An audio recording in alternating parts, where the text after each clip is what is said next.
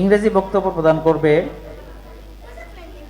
আমাদের মসজিদ Omar and olive tree কোরআন একাডেমির প্রিয় শিক্ষার্থী আব্দুল কাদির রাফান, তৃতীয় শ্রেণীর ছাত্র Abdul Kadir Rafan. Alhamdulillah. Welcome to you all. It's Abdul Qadir Rafan. I'm student of Masjid Umar and Olive Tree Quran Academy. I'm studying in class 3. I'm from Mustafapur Maulavi Bazar. My father is a teacher and my mother is a nursing officer. We are two brothers. I'm the eldest.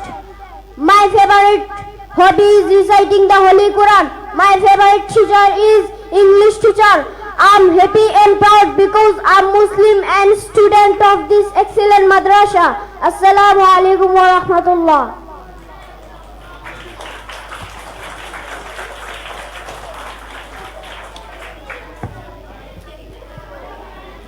মাশাআল্লাহ।